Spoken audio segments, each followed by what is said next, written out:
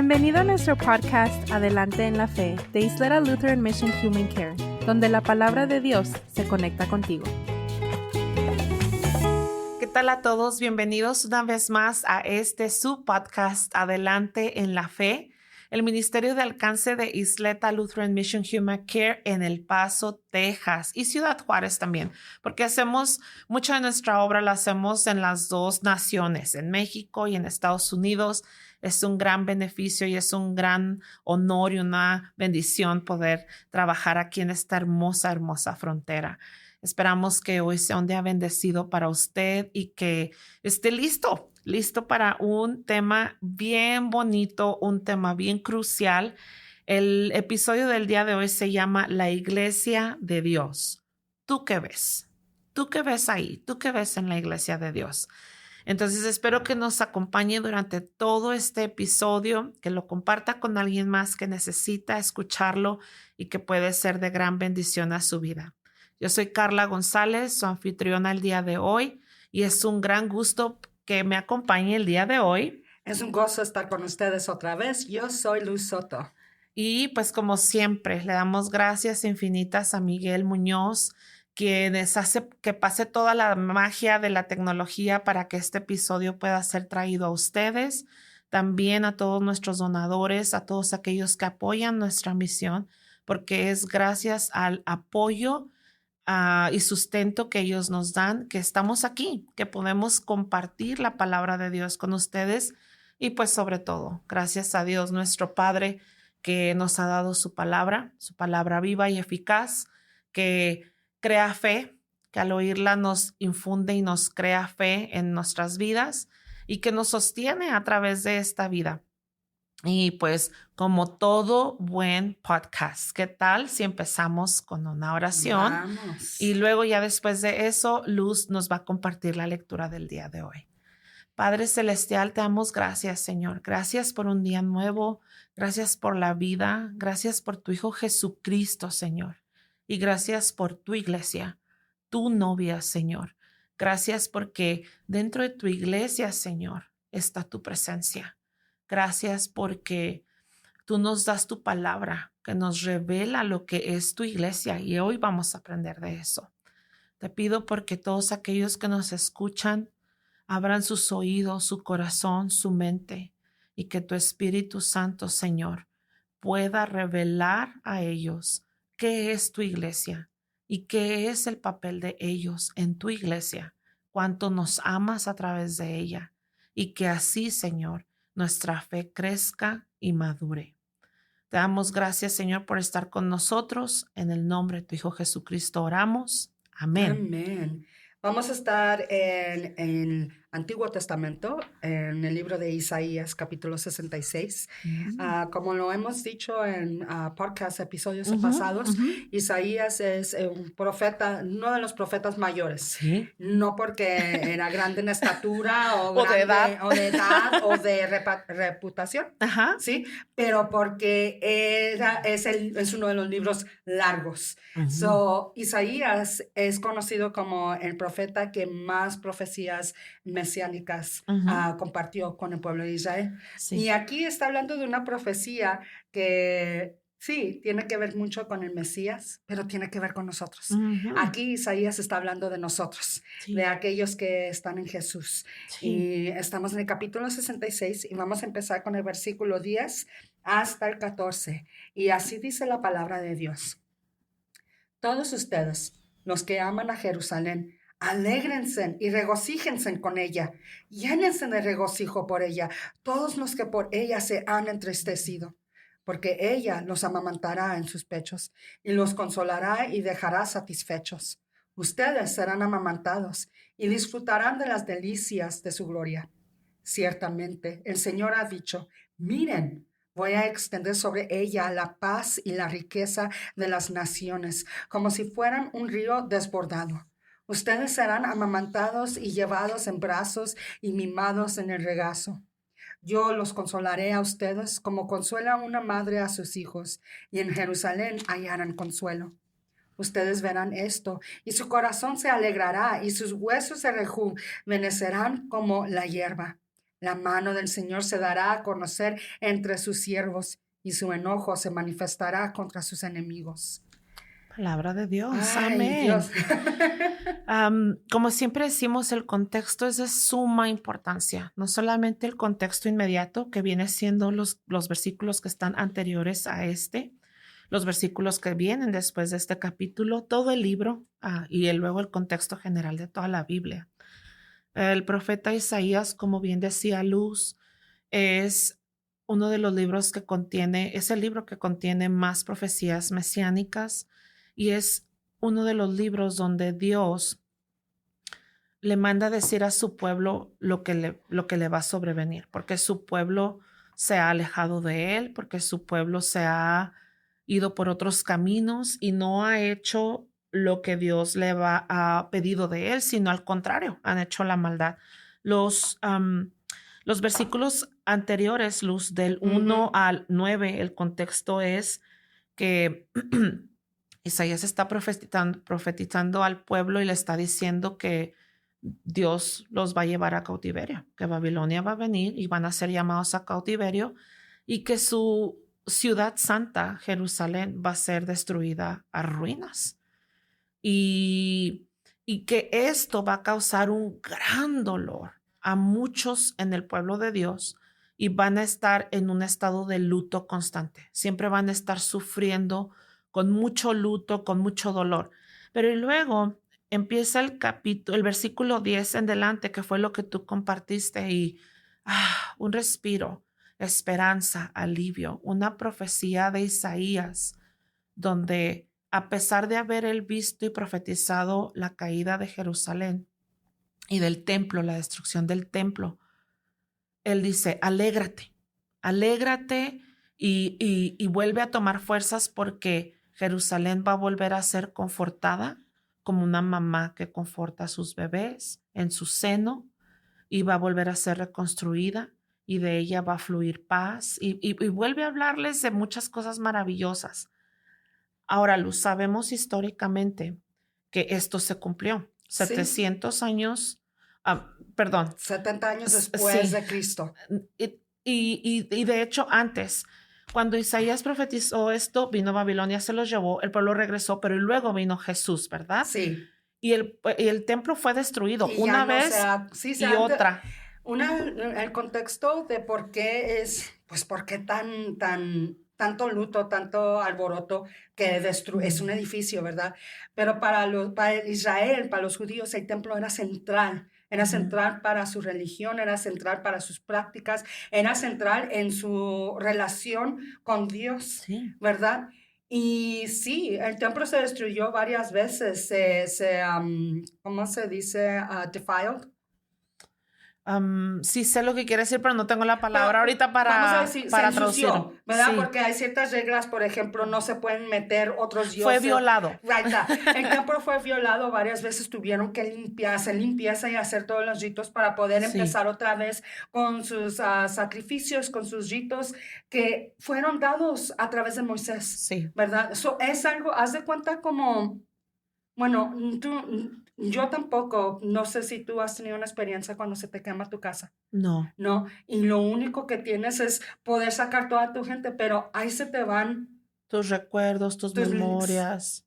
Para mí, a mí siento que si pasara eso, lo que más me dolería es que ahí está mi Biblia. Mi Biblia donde tengo todas mis notas, todas mis conversaciones, mis oraciones. Es algo que es tan integral, parte de ellos, que duele, te hace un hueco. Fíjate, Lucy, ¿te acuerdas en el Antiguo Testamento cuando David andaba de guerra en guerra, verdad? El arca de Dios los seguía. Entonces David tenía un palacio y el arca de la presencia de Dios estaba en una tienda. Estaba en una carpa. Sí, ¿verdad? Entonces David le dice a sus profetas y a sus trabajadores, le voy a construir un templo a Dios. Y Dios le dice, no, tú no vas a ser el que me construya un templo. Tú tienes mucha sangre en tus manos, has sido un Dios guerrero, un rey guerrero. Tu hijo Salomón me va a construir el templo. Y este es el templo al que se está refiriendo Isaías. Y más importante que nada, cuando Dios promete esto a David, le dice, tu hijo me va a construir un templo y mi presencia, mi ser, yo lo voy a poner ahí. Ahí me voy a contener. Y si en el Antiguo Testamento vemos muchas enseñanzas que nos dicen que la presencia de Dios estaba en el ahí templo. y que había una gran capa densa de humo y un telón que contenía y nos separaba de la presencia de Dios. Entonces, era como el cielo en la tierra para los israelitas. Y este templo estaba, y la presencia de Dios habitaba en medio de ellos. El templo era todo para ellos. Era lo más importante, era la parte central de su vida religiosa, social, en comunidad. Era su esencia y su identidad como pueblo, y era la presencia real de Dios. Y fíjate, Entonces, Carla, que hasta la fecha, como dices, que el luto que estaban ellos sintiendo, ese hueco dentro de ellos, hasta la fecha, lo sienten los Sí. que son judíos. Lo sienten porque no tienen el templo físico y para ellos dicen, no tenemos la presencia de Dios.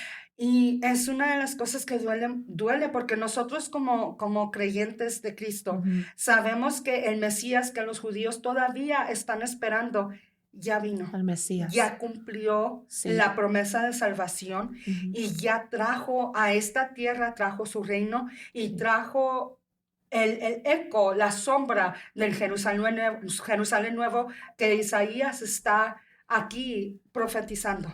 So, nosotros somos el eco de la profecía de Isaías. Esto se va a cumplir 100% al final del día, ¿verdad? El día final. Y fíjate, cuando se llevan al pueblo cautivo, el pueblo sufre mucho, ¿verdad? Es una guerra y se los llevan. Les violan el templo y lo destruyen. El pueblo regresa después de unos años, lo construyen, lo reconstruyen.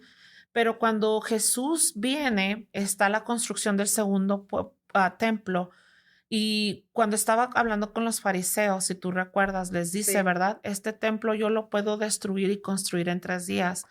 Y se burlan de él, ¿verdad? Porque si usted puede imaginarse lo grandioso que era el templo, imagínese esto. Los bloques que eran la fundación de este templo eran del tamaño de un camión, como un camión escolar.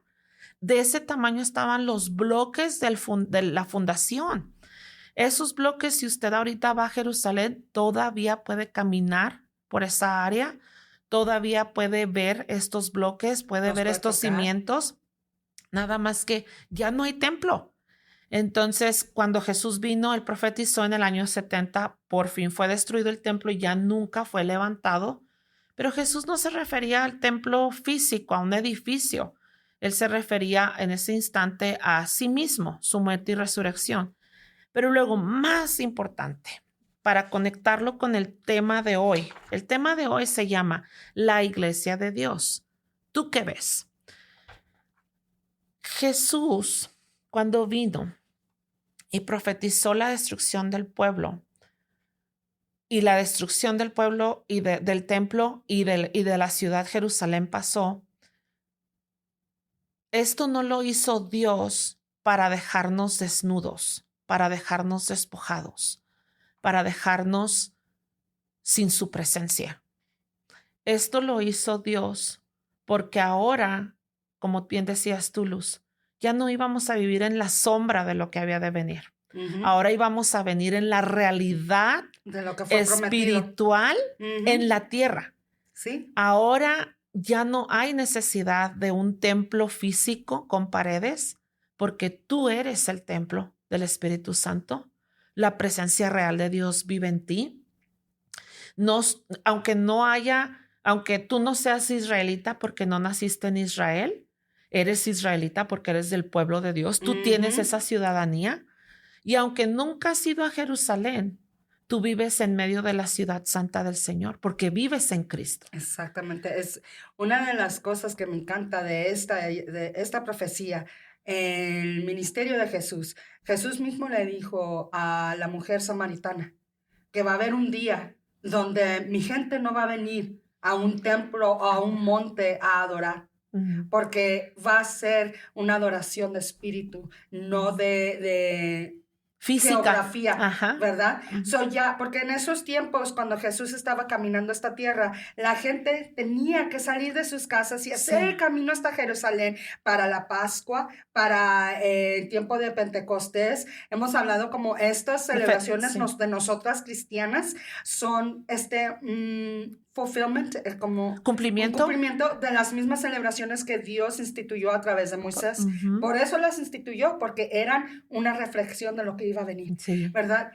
Y Dios, Jesús, le dice a esta mujer, va a llegar un día donde eso ya no va a ser importante, porque yo voy a estar en todos lados. Y siempre lo ha estado, Dios siempre lo ha estado en todos lados, pero esta vez va a poder estar en nosotros, porque el pecado que nos separa de Dios, al que Él no puede estar en esa presencia de ese pecado porque es santo y nosotros no podemos estar en la presencia de Él porque somos pecadores, ya no va a estar ahí. Y por esa razón va a poder morar en nosotros.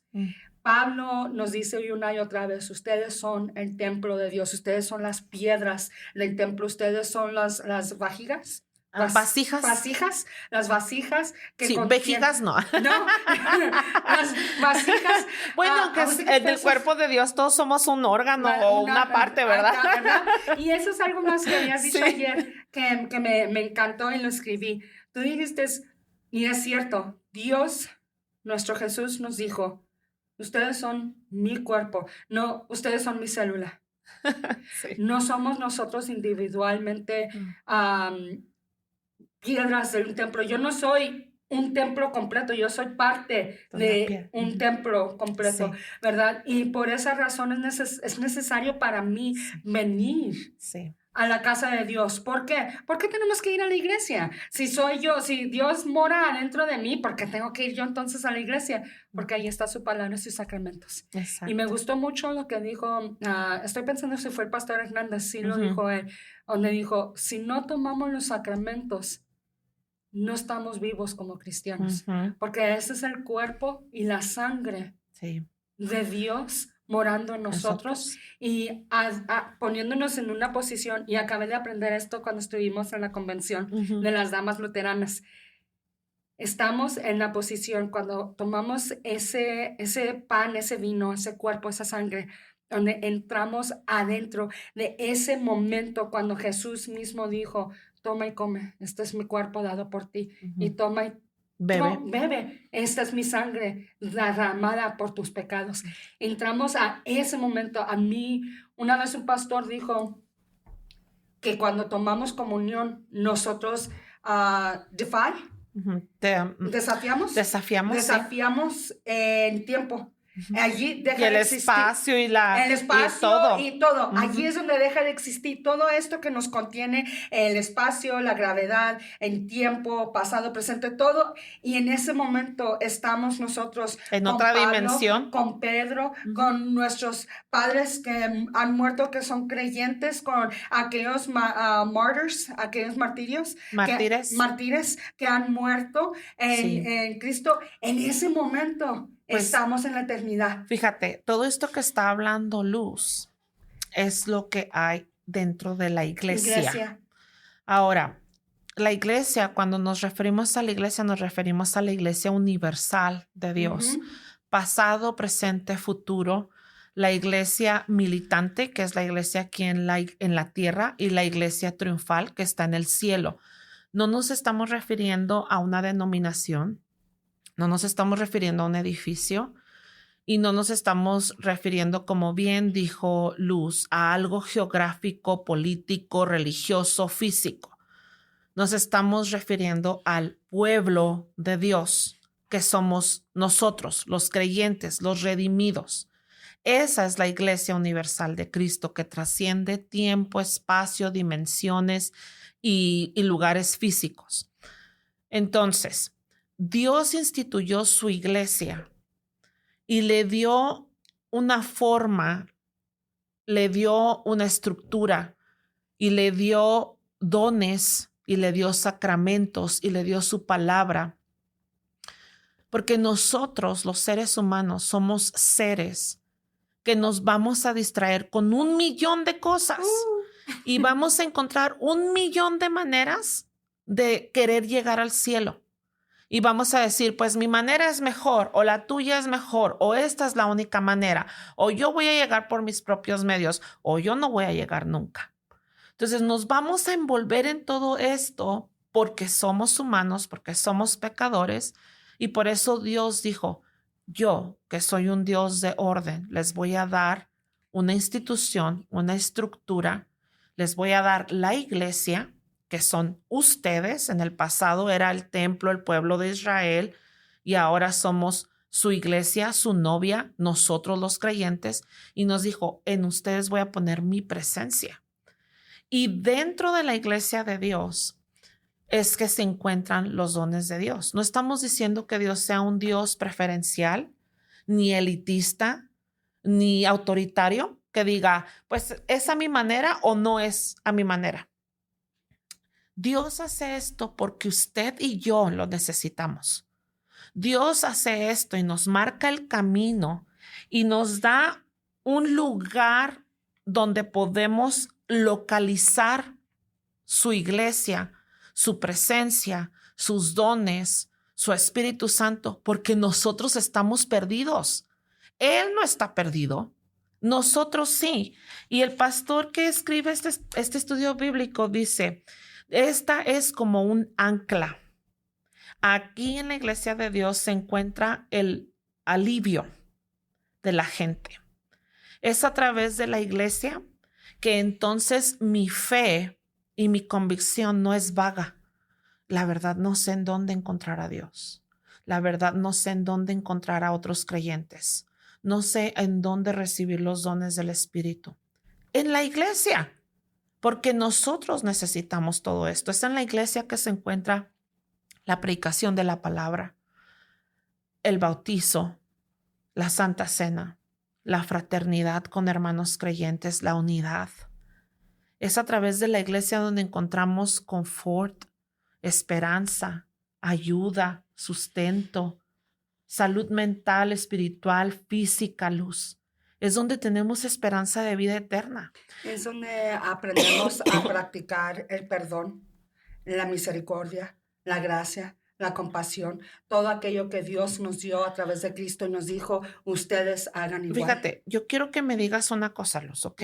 Y yo no es para apuntarle el dedo a nadie, pero quiero que me digas, hay mucha gente que en el mundo los domingos deciden utilizar su día para cualquier otra actividad en lugar de dedicarlo a Dios, como dice el mandamiento, y entonces por esto van al club de golf o llevan a los niños a los juegos de soccer y a todas esas ligas de béisbol donde los niños participan y torneo y torneo y torneo.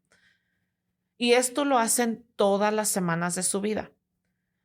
¿Cuándo es la última vez, Luz, que tú supiste de un club de golf o de una liga de béisbol o de un parque de deportes en donde se ofrece, venga, porque aquí usted va a encontrar paz, esperanza, vida eterna, confort, la palabra de Dios, sus hermanos para que lo sustenten? Yo quisiera ver un eslogan de un club de golf que me ofreciera eso. Fíjate que una vez más vamos a esa parte donde dijimos, ¿verdad? Bueno, pues si la presencia de Dios está conmigo, entonces donde yo esté va a haber iglesia, ¿verdad? Y he visto yo esos memes, no sé si memes. Español, sí se dicen memes. Sí. Esos memes o videos o esos notitas en las redes sociales donde dice, la iglesia no es un edificio. No, un edificio, yo puedo tener iglesia cuando estoy pescando. No puede uno tener iglesia solo. ¿Por qué? Porque son cuando 2 o 3 están juntos en mi nombre. Allí estaré. Y cuando te vas a pescar, dudo mucho que tú y tu buddy, tu amigo que estén pescando, se quedan viendo así. En el nombre del Padre, del Hijo y del Espíritu Santo, vamos a pescar.